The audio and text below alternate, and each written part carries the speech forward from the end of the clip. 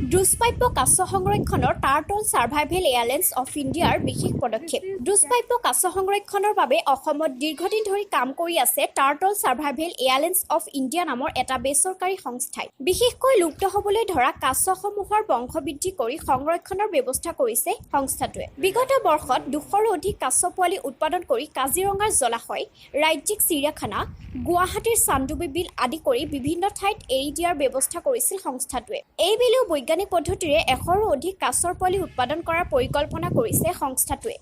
কণীখিনি কালেক্ট কৰা হোৱাৰ পিছত আমাৰ 3 মাহ সময় লাগে কণীখিনি ফুটিবৰ কাৰণে। কণীখিনি ফুটাৰ পিছত আমি পোৱালিখিনি আমাৰ কেয়াৰত ৰখা হয়। আমাৰ কেয়াৰটেকাৰ আছে কৃষ্ণ দাস, তেওঁ পোৱালিখিনিৰ কেয়াৰ লয়। তাৰপৰা কেইমাহমান ৰখাৰ পিছত আৰু পোৱালিখিনিৰ হেল্থ এছেছমেণ্ট, স্বাস্থ্য পৰীক্ষা কৰা হয়। আৰু তাৰপিছত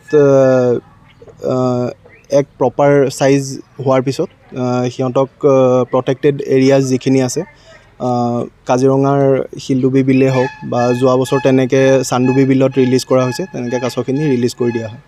আগতে আপোনালোকে ক'ত ৰিলিজ কৰিছে? প্ৰথম আমাৰ কাজিৰঙা 6th এডিশ্যনৰ শিলডুবি বিলত ৰিলিজ কৰা হৈছিল। তাৰপিছত যোৱাবাৰৰ যিখিনি পোৱালি আছিল সেইখিনি এইবাৰ ৱেটলেণ্ডৰ দিনা চান্দুবি বিলত ৰিলিজ কৰা হৈছিলে। কিমান এতিয়ালৈকে আপোনালোকে পোৱালি ৰিলিজ কৰিলে? আগতে আপোনাৰ আনুমানিক ক'ব গ'লে 250ৰ ওপৰৰ পোৱালি এতিয়ালৈকে ৰিলিজ কৰা হৈছে 4 বছৰ। এইবছৰ আপোনালোকে কিমান টাৰ্গেট কৰিছে? এইবছৰ আমি 50 to 60% ছাকচেছ ৰেট হিচাপত 50-60টা পোৱালি আমি আশা কৰিছোঁ। কণীসমূহ কেনেধৰণে সংগ্ৰহ কৰে? আমি এপ্ৰিলত বহাগ বিহুৰ ঠিক পিছৰ পৰা কাছখিনিয়ে কণী পৰা আৰম্ভ কৰে। গতিকে আমি তেতিয়াৰ পৰা নাইট ছাৰ্ভে আমি কৰোঁ আৰু কণীখিনি পৰাৰ পিছত আমি কণীখিনি বৈজ্ঞানিকভাৱে সংগ্ৰহ কৰোঁ, কৰি ইনকিউবেটৰত ৰখা হয়। তাৰপৰা কণীখিনি যেতিয়া ফুটাৰ পিছত আমি কণীখিনি আমাৰ কাৰ্যালয়ত বিশেষভাৱে তেওঁলোকৰ ৰাখি তেওঁলোকৰ স্বাস্থ্য পৰীক্ষাৰ লগতে তেওঁলোকৰ প্ৰপাৰ যিখিনি কেয়াৰ সেইখিনি লোৱা হয়। এইবছৰ আপোনালোকে কিমান টাৰ্গেট লৈছে? এইবছৰ আমাৰ 50-60টাৰ টাৰ্গেট ৰাখিছোঁ। হয়। কণীৰ পৰা কাছ ফুটি পেলাই পোৱালি হোৱালৈকে গোটেই কামখিনি কেনেকুৱা ধৰণে আপুনি কেয়াৰ লৈ পেলাই বা স্বাস্থ্যৰ যতন লৈ পেলাই সেইখিনি পিছত কাজিৰঙাই হওক বা অন্যান্য স্থানত এৰি দিয়াৰ ব্যৱস্থা কৰিছে?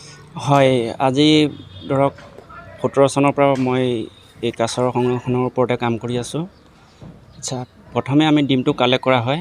ডিমটো গাঁতৰ ভিতৰত পাৰে, তাৰ পৰা কালেক্ট কৰি তাত টেম্পাৰেচাৰটো কিমান থাকে আমি সেইটো মেইনটেনেঞ্চ কৰি আনি পেলাই আমি য'ত ৰাখোঁ আমাৰ কাৰ্যালয়ত বা ফৰেষ্ট ডিপাৰ্টমেণ্টত আমি ৰখা হয়।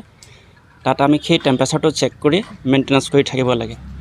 তাৰপিছত 3 মাহৰ ভিতৰত সেই বাচ্ছাটো হয়।